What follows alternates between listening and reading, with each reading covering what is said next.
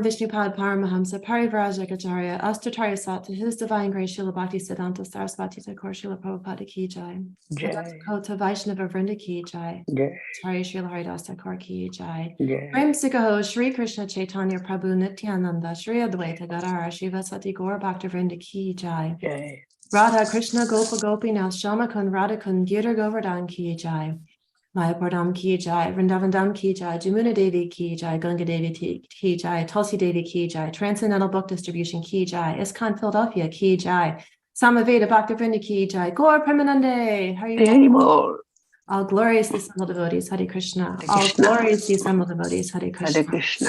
All glorious the assembled devotees, Hare Krishna. All glorious the Shri Guru and Shri Garanga, Hare Hare Bol.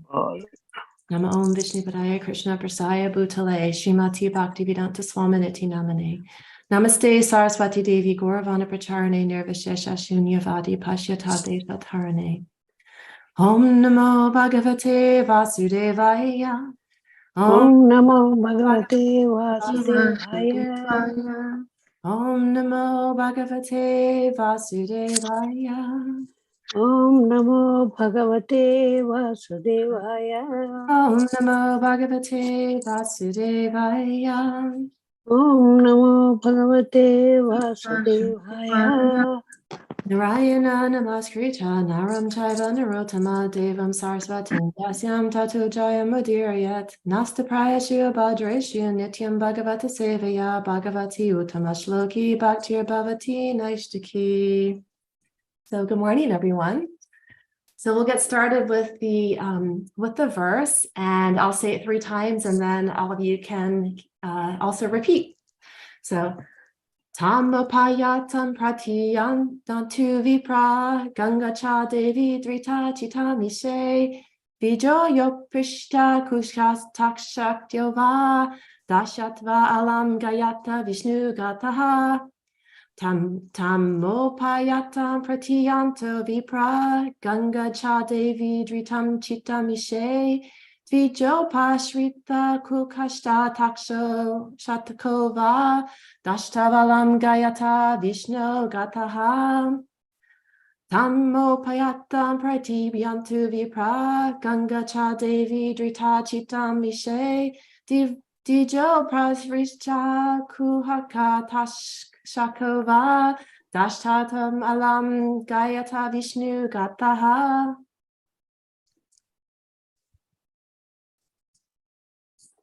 Anyone else like to try it?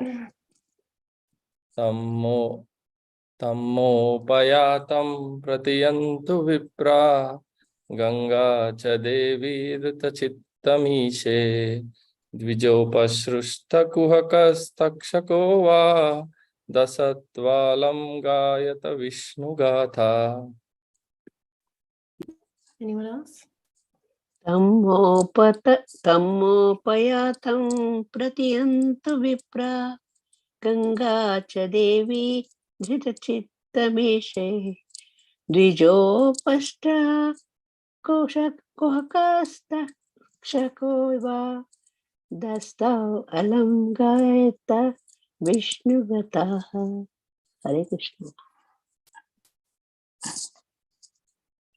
Hare Krishna. Tammayupayatam pratiyantu vipra Ganga cha devi dhritachittameshe Dijo prashrishtaha kuhakastukshakova Dasto alam gayata Vishnu gataha. Hare Krishna. Hare. You can go. Mata, you go ahead. No problem. No, you go ahead. Okay. Hare Krishna. Tammopayatam pratiyantu vipra Ganga cha devi dhratachittam ishe Dijo prasashtaha kuhakastakshako va Dastva alam gayata Vishnu gatha. Hare Krishna. Tammopayatam pratiyantu vipra Ganga cha devi Dhritachittam ishe Dijo Vasistha Kukakritakato va Dasta Alam Gayat Vishnu Gatha. Hare Krishna. Hare Krishna, thank you. So we'll go into the word for word. Tam, for that reason. Ma, may. Upayatam, taken shelter of. Pratiyantu, just accept me. Vipraha, O Brahmanas. Ganga, mother of Ganges. Cha, also. Devi, direct representative of the Lord. Drita, taken into. Chitam, heart. Isha, unto the Lord. Dvija uparishata, created by the Brahmana. Kuhaka, something magical. Takshakaha, the snake bird. Va, either. Dashatu, let it bite. Alam, without further delay. Gayata, please go on singing. Vishnu Gataha, narration of the deeds of Vishnu. Translation and purport by His Divine Grace A.C. Bhaktivedanta Swami Srila Prabhupada Ki Jai. O Brahmanas, just accept me as a completely surrendered soul, and let Mother Ganges, the representative of the Lord, also accept me in that way, for I have already taken the lotus feet of the Lord into my heart. Let the snake bird or whatever magical thing the Brahmana created bite me at once. I only desire that you all continue singing the deeds of Lord Vishnu. Purport. As soon as one is given up completely unto the lotus feet of the Supreme Lord, he is not at all afraid of death. The atmosphere created by the presence of great devotees of the Lord on the bank of the Ganges and Maharaj Parikshit's complete acceptance of the Lord's lotus feet were sufficient guarantee to the king for going back to Godhead. He thus became absolutely freed from all fear of death. Om Jnana Tamanjana Gyananjana Shalakaya Chakshar Unmilitam Yena Tashme Shri Gurave Namaha Shri Chaitanya Manobistam Stapitam Yena Bhutale Swayam Rupakada Mayam Dadati Svadbadandikam Jaya Shri Krishna Chaitanya Prabhu Nityananda Shri Advaita Gadara Shivasati Gaura Bhakta Vrinda Panchakalpa Tarubhishcha Kripa Sindhu Vaibhya Patitanam Pavanebhyo Vaishnavebhyo Namo Namaha Nam Om Vishnu Padaya Krishna Prasaya Bhutale Srimati Bhakti Charu Swaminati Namane Snigdha Cheta Supaneta Vagvanam Shratsa Plutam Prabhupada Gata Prananomam Bhakti Charu Padam. So I'll read the translation again. O Brahmanas, just accept me as a completely surrendered soul, and let Mother Ganges, the representative of the Lord, also accept me in that way. For I have already taken the lotus feet of the Lord into my heart. Let the snake bird or whatever magical thing the Brahmana created bite me at once. I only desire that you all continue singing the deeds of the Lord. So this is a really beautiful verse because it's showing us, it's giving us a demonstration of surrender. And within the Bhagavatam, why do we study the Bhagavatam at all? We're studying the great personalities of the Lord, the great devotees of the Lord.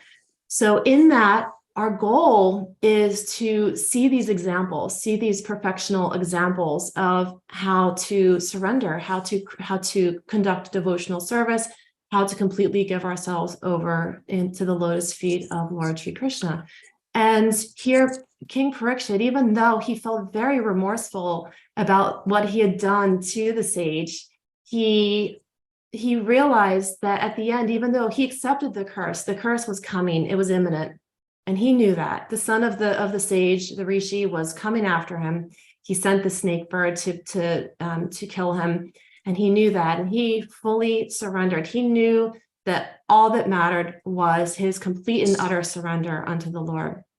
And this is that an example of the complete Manmana Baba Ma Bhakto Madhyaji Mam Namaskaru Mam Evasyashi Yuktai Vam Amatsmanam Mat Parayana. So engage your mind always in thinking in me, become my devotee, offer obeisances to me and worship me, being completely absorbed in me, surely you will come to me.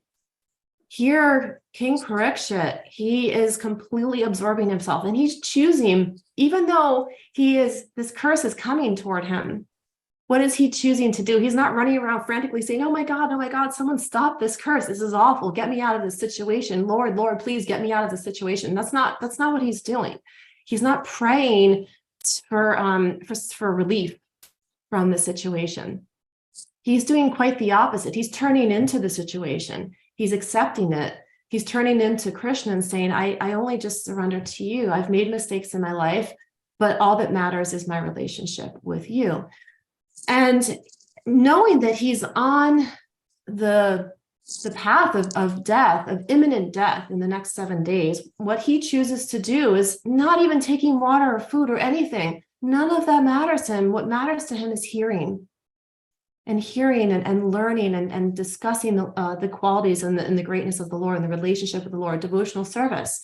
So in his final days, what he's choosing to do is hear. And that's very powerful, right? That's very powerful, because we know Krishna tells us, Krishna has a whole chapter in Bhagavad Gita, chapter 8. So much of that is dedicated to quitting our bodies and the proper way to quit our bodies. That is really the essence of chapter 8 in Bhagavad Gita. And the verse 8.5, Anti kale chamam eva smaram muktva kale varam ya prayati samad bhavam yati nasti atra samsaya. The translation is, whoever at the end of his life quits his body, remembering me alone, attains my nature. Of that there is no doubt. So here Krishna is saying, at the time of death, when he's quitting his body, if he's remembering me, he will attain me. And here, Lord Parikshit is doing just that. He's doing just that. He is completely surrendering to the Lord. Oh, just accept me as a completely surrendered soul, and let Mother Gunja, the representative of the Lord, also accept me in that way. I've already taken to the lotus feet of the Lord into my heart. So he's there. He is and giving us that pure example. And this actually, there are a few different examples in the Bhagavatam of devotees who give that beautiful example of death. And another one is Grandfather Bhishma. And Grandfather Bhishma also gives such a beautiful example of death. And even though he was on the other side of the war, he was a great, great devotee of Lord Krishna. And he's laying there on a bed of arrows, breathing his last breath. And what is he doing? First of all, he's instructing King Yudhisthira on how to rule his kingdom, how to rule in Krishna consciousness. And he's also glorifying the Lord. And Lord Sri Krishna was there at the time of death, which is so powerful, So Lord Sri Krishna is there, and Bhishma Deva is saying, let me now invest my thinking, feeling, and willing, which were so long engaged in different subjects and occupational duties, in the all-powerful Lord Sri Krishna. He's always self-satisfied, but sometimes being the leader of the devotees, he enjoys transcendental pleasure by descending in this material world. So Bhishma Deva is saying, now let me invest my thinking, feeling, and willing, which were so long engaged in other activities, to the all-powerful Lord Sri Krishna. So he's also, again, setting this example. At the time of death, what do we hope to be doing? We hope to be thinking of Krishna, hopefully, right? Which is why we're practicing Krishna, our devotional activities. Is this sadhana bhakti? Sadhana is a daily practice, and our daily practice is bhakti yoga.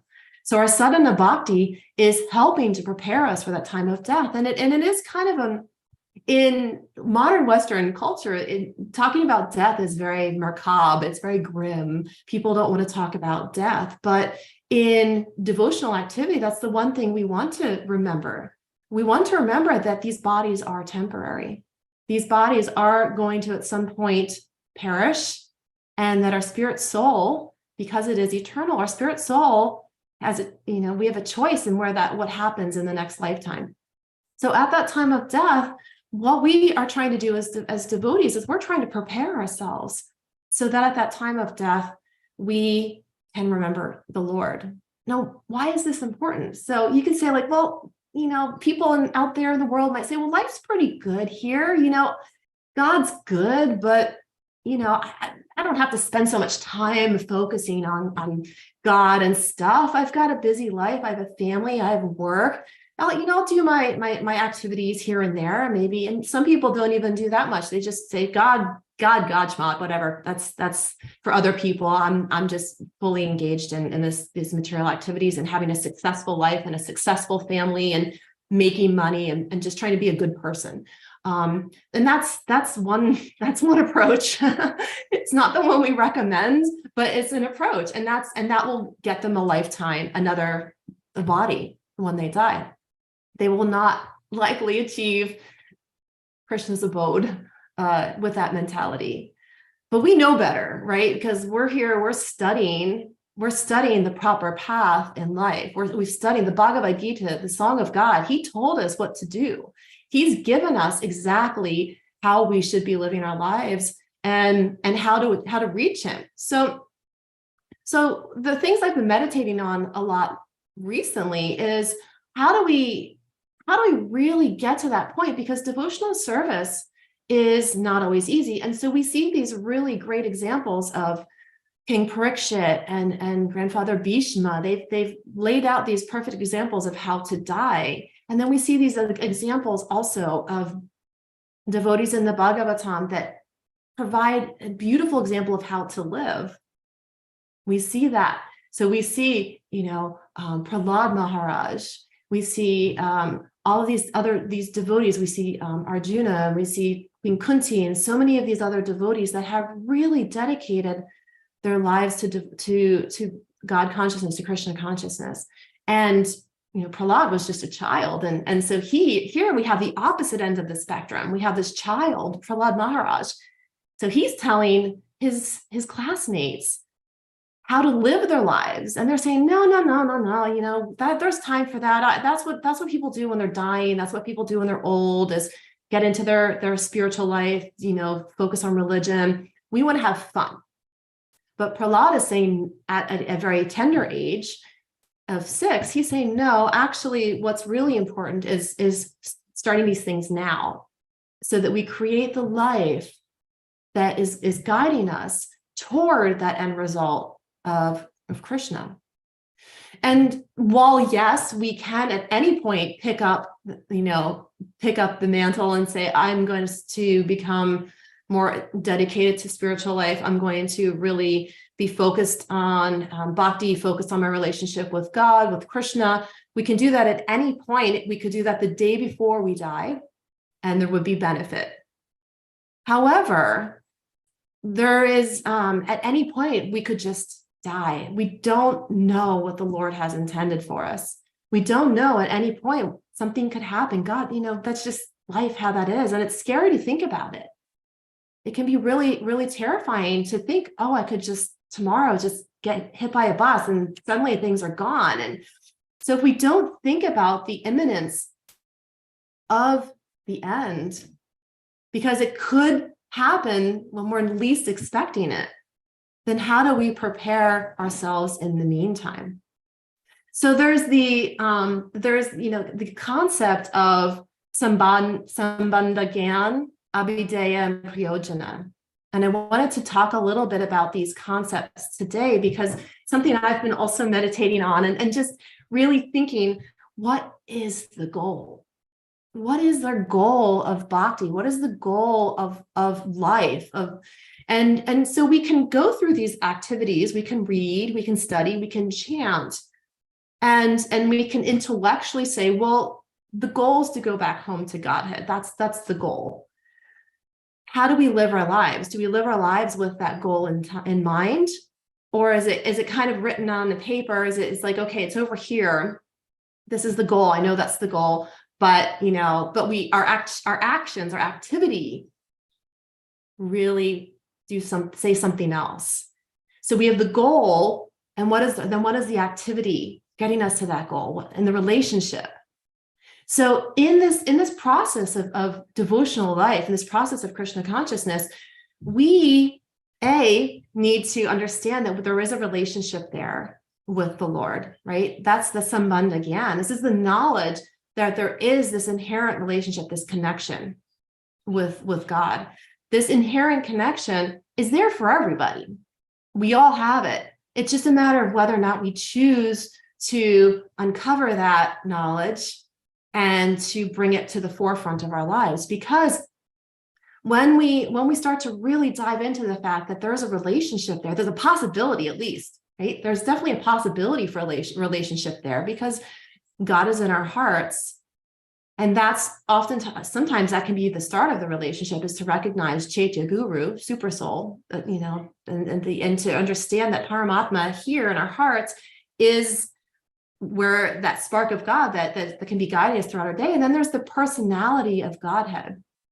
And this has been something that's been bending my mind. I like in classes, I give class in Harrisburg. And these are things I'd like to share, things that are bending my own mind. And one of the things that's been kind of I've been meditating on is really, the reaching the relationship of with the person of God. That's not easy. And Krishna tells us, millions of, only one can actually come to him.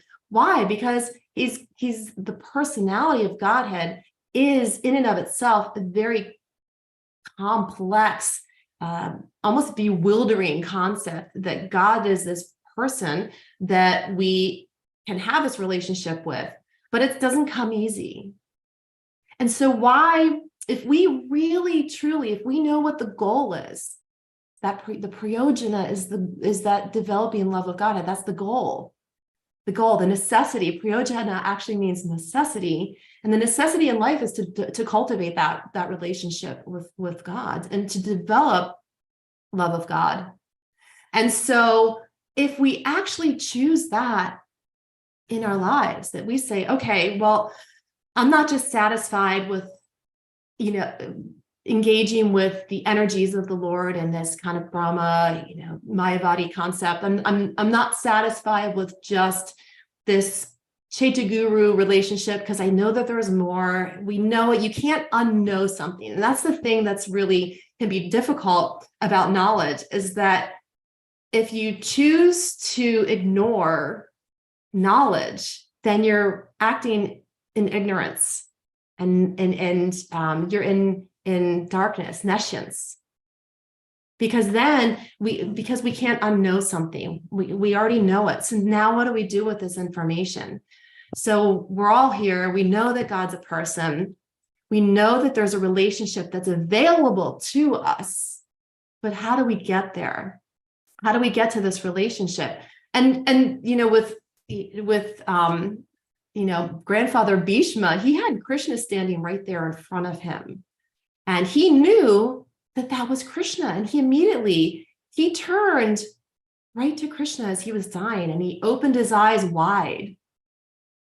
And then he said his prayers, and he became fixed on the Lord. Krishna was right there. He knew that personality, that the person was standing in front of him was the Supreme Personality of Godhead. In Kali Yuga, we don't have the same opportunity to see Krishna literally standing in front of us. So we have to maybe lean into a little bit of Shraddha, lean into a little bit of faith. And this is something, like I said, that's been rolling around in my head for the past few days, is this concept of Shraddha. So, there's 9 stages of devotional service. There's Shraddha, Sadhu Sangha, Bhajana Kriya, Anartha Nivritti, Nishta, Ruchi, Ashakti, Bhava, and Prema. So with Shraddha, this is the first stage. With Shraddha, how do we progress in our devotional activities? We need to have some faith. Without faith, then we're not going to get very far. But that faith isn't just faith in the fact that Krishna is God. It's also faith in the process, faith in the parampara, which we are blessed to have, is this disciplic succession. So this Shraddha, this faith, it's rooted. Once we're rooted in faith in all things Krishna conscious, all things bhakti, all things that are going to get us to a relationship with Krishna, we have to have the faith in that and the process, and the faith that in that relationship. And this takes some time to cultivate. Faith is something that may waver, may come and go. We may have days where it's just, wow, I'm really struggling today, and just kind of leaning into that faith. And that's why, we have Prabhupada that tells us sadhu sangha, sadhu sangha, sadhu sangha. Okay, this is so critical. Because when our faith is wavering, then we go to the association of devotees, we go to the guru, and we share. We share. I'm struggling today. My faith is wavering. Please give me some guidance. Because then, once we can become more firm in our faith again, and like I said, this material world is there to kind of shake us from our faith. And the material world is the energies of Mahamaya. But Mahamaya, and this has come up in different classes too, but Mahamaya is just an instrument of the Lord. So when our faith is shaken, is it that maybe we're turning toward material activities, and then Mahamaya is like, hey, I got you covered. I can give you more material engagement, no problem. If that's what your desire is, I'm happy to facilitate, because Mahamaya is there to help facilitate the material energies. That's her role. So then this is the sadhu sangha is can help us shift our orientation back to Krishna. And then hopefully Maya will turn to Yoga Maya and help engage us in that relationship with the Lord, help engage us in devotional activities. But we have to be pointed in that direction. And I like to say, we have our compass in life and we know which direction we're going, and we want our compass pointed at K, right? If our compass is pointed at K, then hopefully Maya will facilitate that relationship. Yoga Maya will help facilitate the relationship with Krishna. So then through that faith, because we're continuing to work on faith, that's such a foundational aspect. And then the sadhu sangha, we have the association with others that can help us. And then what do? We're starting to perform devotional activities, perform the bhajana kriya, devotional activities. This is a point where we really start to lean into things like chanting and doing some seva and things that are going to really help continue to solidify that shraddha. Because shraddha it's the first thing in the stages. Srila Rupa Goswami and Bhakti Rasamrita Sindhu, he gave us this process. He gave us these stages because, and Shraddha is the first of these stages because it is the foundational aspect of Krishna consciousness. We have to have that. We have to have faith in the process because we don't have Krishna standing right in front of us. And even though Krishna was standing right in front of others, they didn't all see him. And so that's an important concept to remember, that Krishna was here on earth 5,000 years ago, but not everyone saw him as God. And so still, it was only those that had the eyes to see, that had the ability to see who he was. Arjuna realized on the battlefield, and he apologized for his offenses. Oh, my Krishna, you were my friend, you're my cousin, but I've treated you, in such a lowly way. Please forgive me. I now see who you are. I see you as the Supreme Personality of Godhead. And he was remorseful for the way they'd horsed around. They were friends, wrestling and the casual relationship that they had. And he felt very remorseful, realizing that actually his cousin and his friend was truly the Supreme Personality of Godhead. So even that, though he was here on the earth, not everyone saw who he was. So I can use the example to say Bhishma had Krishna standing in front of him, but many others did, and they didn't know it because they hadn't established a firm foundation of awareness, of faith, of God consciousness to be able to see who Krishna was. And in life, in our activities, we are performing devotional practices, and life is there too. And it's not uncommon when, I myself, I talk to other devotees that we're trying so hard to balance it all out. We have, families and work, like I mentioned. And so trying to remember and to keep ourselves engaged in remembering. And that's why Prabhupada and Lord Chaitanya, they gave us these tools. We have the tools of chanting. And so when we do our japa in the morning, the japa is an opportunity, our job is an opportunity to practice remembering Krishna. Because again, so what did we say here? Manmana Bhavamad Bhakto, right? So always engage your mind in thinking of me. How do we do that? Well, we have to practice. It takes time to practice that Krishna consciousness. Consciousness is a way of being. It's a state of mind. And we're Krishna conscious when we're truly remembering Krishna in all ways, in all things, all throughout the day. And the japa process, the process of doing our mantra meditation, is one of the important ways to help us remember.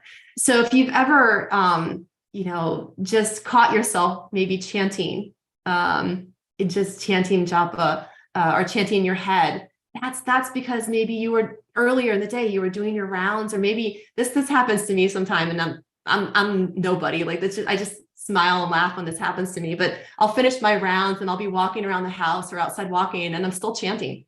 And I'm just like, Hare Krishna, Hare Krishna. I'm like, oh, I don't have my beads on. And it's like I forget, because my brain got locked in that, got fixed in that japa, after sitting there doing 16 rounds. And then I go outside, I go for a walk, get some movement. And I realize I'm still chanting and like walking and Hare Krishna, Hare Krishna, Hare Krishna. I'm like, and then, like I said, I look down and I don't have my bead bag on me. Look, and I laugh, and I'm like, oh, hey, good practice. But of course, it like that it goes, because that's just how material energies can be, is it can quickly snap us away from the focus that we're trying to achieve. And so so this is part of what King Parikshit is giving us. He's giving us this example of remembering at the end. And for some of us, hopefully, when we are at those end stages, maybe it's we're passing due to disease or something, we're having an opportunity, the passing where there's someone there to chant with us, to help engage us in that the remembrance, being around devotees, versus unfortunately passing suddenly, which can be a little bit difficult because we don't have that same situation. But because Parikshit knew he had 7 days, he had those 7 days to do the things he needed to do to go back to Godhead. And that's all he wanted. That was his goal. His goal was to go back to Godhead. His goal was not to make sure that, to take back over the kingdom, to get his affairs in order. He just quit his life and just went, and to ensure that he went back to God, that he was completely surrendered and engaged and absorbed in those last moments. And so in that process of remembering, like I said, we have the tools available to us through practicing our devotional activities. So now we have, with this 9 stages of devotional service, where Bhajana Kriya, we're starting to perform devotional activities. But then what? Then hopefully we're starting to decrease unwanted attachments. But this is a tricky one, because we have to be careful that we don't have any kind of false renunciation, right? Because that can be a little tricky too. So decreasing of unwanted attachments, the more that we have faith, the more that we have good association, the more that we practice with enthusiasm our devotional activities, the more these unwanted attachments will start to fall away. They do tend to decrease on their own. Some of them we might have to just cut them off. There's some things that literally just are very inauspicious. They're very bad for our devotional activity. Drinking is one of them. There's actually a really big movement right now. I'm just seeing it with some acquaintances of mine that have made decisions to completely stop drinking within the past few years. And I think it's great. I'm loving seeing this movement of this alcohol-free life. And it's becoming more and more prominent out there because people are realizing the detriments of taking alcohol in. And so sometimes, people that come to the path, there's some things that they just need to lop off and get it out right away, because it will not allow progression in our spiritual lives. And again, I'm going to keep coming back to what's the goal. If we're not fixed in our goal, then those things are going to keep creeping in, right? These unwanted attachments keep creeping in because we're not fixed. We don't have the faith, and we also don't have that goal set in our mind. And if the goal is set in our mind, then we should be okay. But it's about repetition and really understanding the goal, really wanting to live that goal. Because at the end of the day, our relationship with Krishna is personal, right? It's our own personal, private relationship. No one else knows what's going on between me and Krishna, you and Krishna, he and Krishna, she and Krishna. It's a private thing. It's a personal thing. And so it's our own decision how we want to approach that. It's our own decision if there's a path laid out for us, if we're going to take to that path. Helping one to, to facilitate the understanding of the goals in life is good, but they have to come to their own understanding of what their goal is in life. And this is where oftentimes we can see people kind of waxing and waning, right? And we can see maybe some movement shifting around, let's say. And so this shifting around is oftentimes because the goal is not firmly fixed. When people who have a goal, if they say like, I want to have $100,000 in my bank account by end of next year, and that's a goal. And there you see people put Post-it notes up around, they have like things to remind them of this goal. They're constantly like checking off steps to get to that goal. You have SMART goals, right? The SMART goals is, so there's so many ways that one can achieve that goal. And hopefully they get to that goal, right? Because they set that goal. And sometimes you don't reach your goals. But if you're firmly fixed in the goal of Krishna, if your compass is pointed to K, then these things will unfold. And that's the essence of what Krishna is saying here in this Manmana Bhava Mad Bhakto. Engage your mind always in thinking of me, become my devotee, offer obeisances, worship me, being completely absorbed in me, you'll come to me. It's not a problem. He's like, it's not a problem. You'll come to me. Because if that's your goal, if your goal is to cultivate a relationship with God, then the steps to get to that goal will be simple. You engage your mind through japa, you read, you chant, you associate with devotees, you do devotional activities, and that goal will eventually, hopefully, be realized. So I know that we stop at 8:30. Hopefully this has been okay. I appreciate all of you listening. I want to open up the floor for any questions, comments, corrections, because I make lots of mistakes. So definitely would like to open up the floor for any discussion. Go ahead, Mother Goloknanda Priya Mataji. Vijayanti? I think you're muted.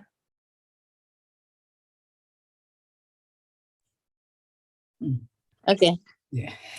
I just want to say thank you, Vrindavaneswari, for the nice class. It's so nice to see you again. Oh, this is Golokananda Priya? Yeah, Golokanda Priya. I heard your voice, but the name didn't match up. Haribol. Yeah, I'm so happy just to hear you. Such a wonderful, powerful class you gave. It's been a reminder, just our relationship with Krishna that will help us at the time of death. Like we can see nowadays, like a lot of people, they don't even care for death, like people who have no knowledge, that what the next life is going to be. They just go and kill people. Like we can see a lot of shooting going on around the nation, So what will you say about it? Like people don't even care about death. They see death is just like a normal thing. Yeah. It's unfortunate. I mean, I think part of it is that people have become so focused in on their own mind, right? They just are so in their head, and they've become so angry.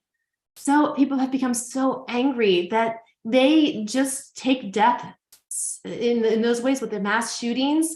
They just don't respect life. You have to have a respect for life and the goals of life in order to respect the passing of one's life.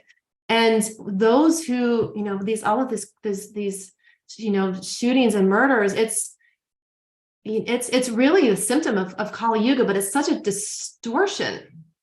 It's such a perversion of these, even anger. It takes anger to just a distorted and perverted place to just go out and kill. And in today's age, truly, there's little, I mean, those people that are doing that, there's such a deeply rooted toxin in them, and such a deeply rooted imbalance that's causing them to act in this way. And it's really disturbing. And we just pray, pray for their souls that they will find their way to cleansing their hearts and freeing themselves of all this poison. And that's really what it comes down to. I don't know. It's awful. Thank you. And any follow-up thoughts on that, Golokananda Priya Prabhu? No, I'm just thinking, like, people are so like in mode of ignorance. They really don't even care what is life, what is death, No. And we are so fortunate, we know, we got the knowledge. So we have to utilize this knowledge very wisely and thinking, what the goal of life is, and what happened after death if we don't remember Krishna. Yeah. Thank you very much for your inspiring class. Well, thank you for your question and comments. Hare Krishna. Hey, Krishna. Hare Krishna, thank you very much. That was indeed very, very nice. You said the class ends at 8:30. We've been going on a little bit longer than that. Oh. But I was just going to say, you spoke so fast, and you had enough material for a lot longer. I know the class is about focusing and pointing our compass to Krishna and not on other things. And the other point that you said, Maya is there, Mahamaya is there as soon as we turn away to catch us. And that's another way to look at it. If my faith is going down, that means Maya is having, that was a very powerful statement, like I am being trapped by Maya. Like the realization is just very, very big. But one thing that I was thinking at the very beginning of class, you were saying, Parikshit Maharaj, when he had this curse on him, he didn't try to fight it. He instead used the time to get closer to Krishna. And in applying that to ourselves, to me at this time and place, if I am diagnosed with a disease and I have to take some kind of a treatment, not knowing whether or not it will work, how do then we apply that? I'm just thinking about it for here and now.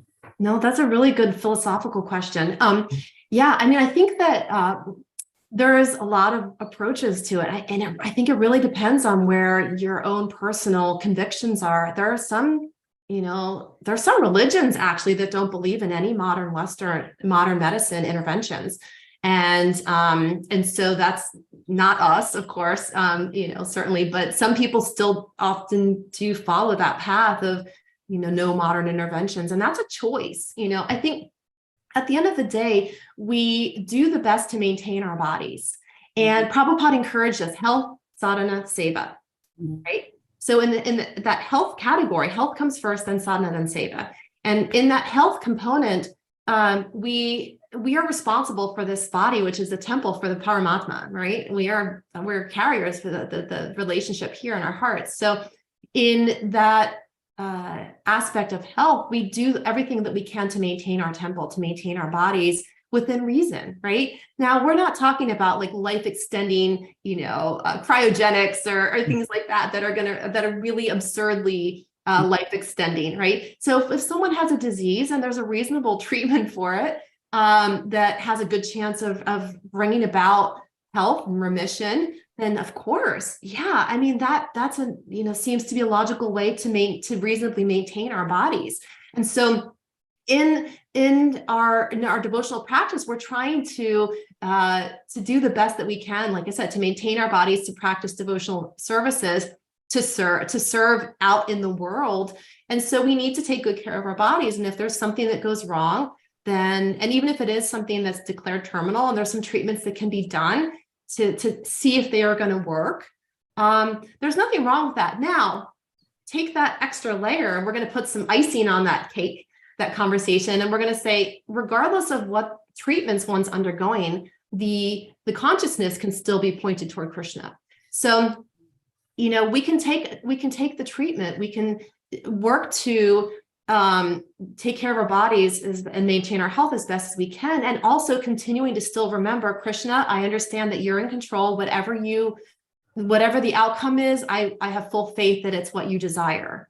You know, continuing to engage ourselves, if we are able to, in devotional activities, japa, particularly hearing and chanting, and sadhu sangha. So in that process of maintaining our health, we can still also maintain our consciousness pointed to K. So it doesn't have to be one or the other. It can be both. And again, like, you know, there's all kinds of things like beautifying techniques, like, you know, doing all these plastic surgery and Botox and this and that to try and make one's look younger and seemingly extending life. Like those are maybe a little frivolous. That's not to downgrade anyone that might do them, but sometimes they could be a little bit frivolous in time and money, but that's their choice. But yeah, but I think, you know, for one's health, we have to do what we can, but still always remembering that Krishna is the ultimate decider in everything, and whatever he deems is the appropriate activity, then, or the appropriate outcome. This is the surrender too, is that when we say we're surrendering all activities to Krishna, what we're really saying is that we're surrendering the outcome. You know, that whatever we do, whatever activities we take, because we can't just sit idle and just be like, Krishna, whatever you want, you know, that's foolish. We have to take activities, we have to take steps in life, but we're basically saying, I'm going to take these steps, these activities, but Krishna, the outcome, you're determining the outcome. You're determining the outcome. I don't have control over that. Yeah. Thank you. Does that answer your question? Yes, at least it points me in what direction to think about this. And this is just might be putting some stuff out there. I am hardly any. No, I mean, like you were saying, it is a process. You don't listen to one class and get to the end. You know, we keep listening, and slowly it changes our consciousness, it changes our way of thinking. Definitely in the last 10 years, I'm in a different place. Not quite there yet, but a little bit better than where I was 10 years ago. And so it takes time. Yeah, absolutely. And that's part of, you know, when we make it a goal to grow in bhakti, then if we're seeing progress, that means somewhere we're aligning with that goal. You know, and the process, and then we're following the process, because the process works. But the process is really for those who have that goal. If you don't have the goal and you try and follow the process, you're probably going to fall off, become resentful, walk away, say this isn't for me, because the goal wasn't aligned. Right. So the process is there for the people who have that goal in mind. It won't work otherwise. It just won't. So, yeah. All right. I don't see any other hands up. Kalpesh Prabhu, do you have anything? Hare Krishna Mataji, please accept my humble obeisances. Yeah, I mean, I do have sometimes many questions. And I take questions based on how I experience when I'm practicing the devotional life. Sometimes I go out for distribution of books or share consciousness. In some occasion, it may happen that out of my good intention, I'm trying to say the philosophy, which I understand from my tiny brain, and the intention is good, that to invite other peoples into Krishna consciousness. But then they twist that philosophy, and they try to find the defects in the philosophy, and sometime I have been getting insulted with. I don't know like which way. What should I do in that case? Should I continue going to that person and asking for like telling him those things related to the Krishna consciousness, or I should just abandon those? Because if I start abandoning those, then there are many people I have to abandon in my life. So, and sometimes also out of the good intention, it ends up into the arguments where one is saying what I am saying is right and one other is saying what I am saying is right. So those are the challenges I face to distribute the Krishna consciousness. Maybe it is to the family members, or it could be going out for the book distribution and several other places, how we can spread this. So that was my question. Thank you. That's a really good question, Kalpesh Prabhu. Thank you for bringing that up. To kind of, first of all, the fact that you're wanting to spread Krishna consciousness is a beautiful thing. So never lose that desire. That's wonderful. And sometimes with family, especially with family and friends, it can be difficult because we get so excited about something and we want to help them and encourage them, and we see something that could benefit them, but they're not ready. So sometimes we can lead by example, and sometimes the leading by example is one of the best ways to preach, because they're seeing our activities, they're seeing our desire to read and chant and go out and do devotional service, and they're seeing how happy we are, and that we're handling life in different ways, and they become curious. And this is oftentimes can be so like I said, especially with friends and family, it can be a real challenge to want to try and bring people in, knowing that they could benefit, but they might not be ready. So if they see that you are taking to the process and you're balanced and you accept them for where they're at right now, that they might step closer to you down the road. And it's not that you necessarily, unless the relationships are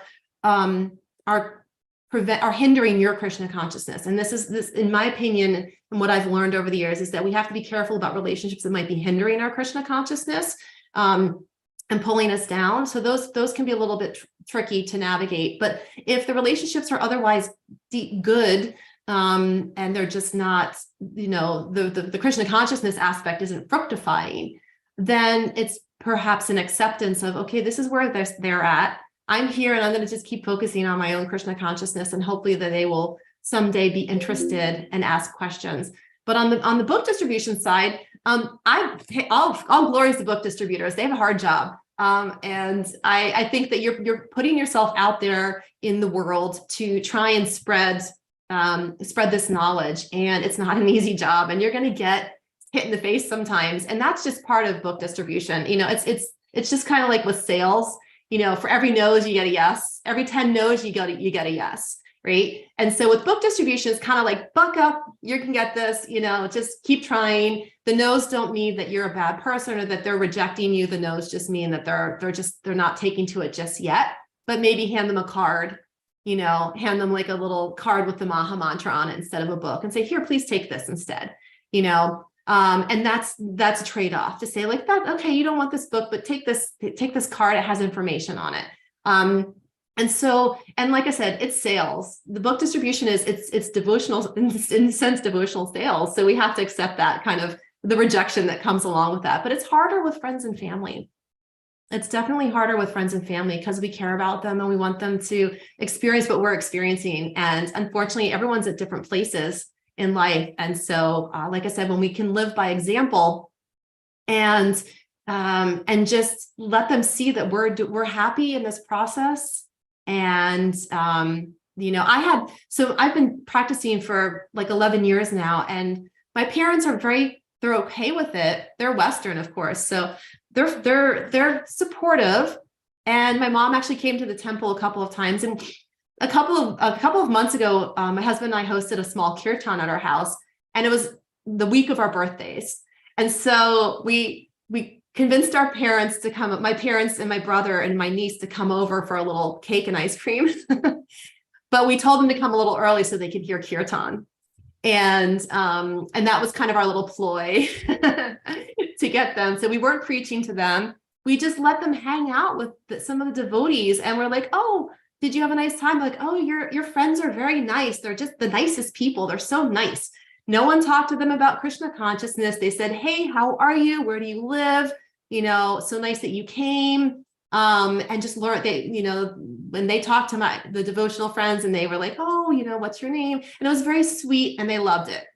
And they had a great time. And no one tried to hand them a book.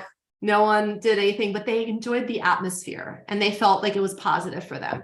And so, so sometimes we have to baby step, you know, if we really think that there's something there that we can help them uncover, then maybe it's just inviting them over for prasadam, and that's it.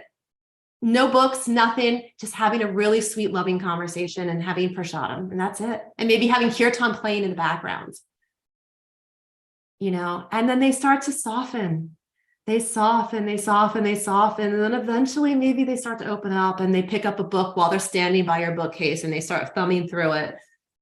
It's gradual. It's gradual. Yeah, my thing was like people sometimes hurt me very badly, and I'm sorry, Prabhu. That's painful. What stays in my mind is because I am reading about the forgiveness thing, and pray to God that, okay, whatever that event happened, please forgive that person for what he has committed sin against you, and ask for forgiveness. And if something he is really doing bad, then you take care of it. That. Yes, I'm trying to do it, but sometimes that impression is so coming hard on me, you know, because that event happened, right? So that experience is still in my mind. Yeah. And face the same person next time, I don't want to really talk, you know, to that person, because but then I think then I have not forgotten him, you know, then that is what it means to me. So that is where my struggle is. Yeah. Well, and the thing is too, is when someone hurts us, we sometimes have to take space for healing in that relationship. If someone's being harmful toward us, then we have to be careful with that person. And if they're not willing to see, you know, that they've hurt us, and those are delicate, those are relationships that may need space for a while, you know, and take that space for yourself. If it's a repeated offense towards you, you know, we can only subject ourselves to that for so long, you know, and it's not doing anyone any favors. Okay. Anyway, Prabhu, forgive me for any oversteppings. Thank you for such a lovely question. Association always inspires me, and therefore I have thousands of questions running in my head. Not every put on this call. I'm exploring while I'm reading. Also, I'm trying to scrutinizely go through teachings of the philosophy, and whatever I have learned so far, coming to Krishna consciousness, is through association majorly. So. Okay. Thank you, Prabhu. Very nice. Nandapadni, Prabhu. Oh, Hare Krishna, my obeisances. I just had a couple of thoughts there on the book distribution. I mean, if you're out with the members of the public and you find somebody that's insulting, then we do retract. We don't want them to you know, be in a situation where they're piling up their offenses. On the other hand, Vaisheshika Prabhu often talks about experiencing situations that give you the realization of humility. That's another thing, Trinadapi. And then I just thought that this Prabhuji might actually like Vaisheshika's book, Our Family Business, which is about book distribution. you know, if you're in a situation going out there trying to distribute books.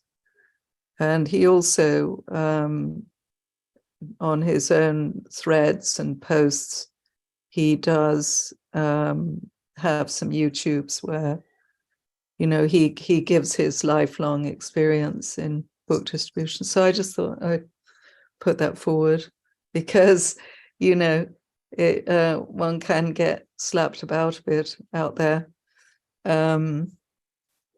But, you know, I think it's just the way that we get to experience our humility. It's an intense way of experiencing it, but and also we like you expressed in your talk, you know, with sadhu sangha, one can reveal one's mind in confidence to one's god brothers and sisters, and then one moves on. One doesn't have to take on this tremendous hurt in inverted commas.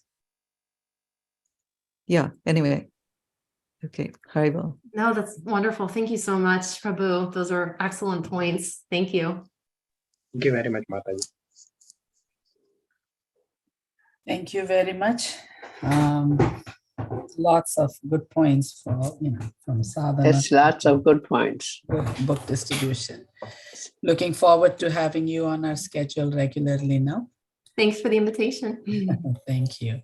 So we'll meet this evening for Prabhupada Leela night at 6:40 to 7. We will recite verses, and then 7 to 8 we will continue reading the Transcendental Diary by Harishauri Prabhu. So please, everybody who is able to join us. And again tomorrow morning at 7:50. Hare Krishna. Hare Krishna. Have a Thank you wonderful very day, much. everyone. Hare Krishna.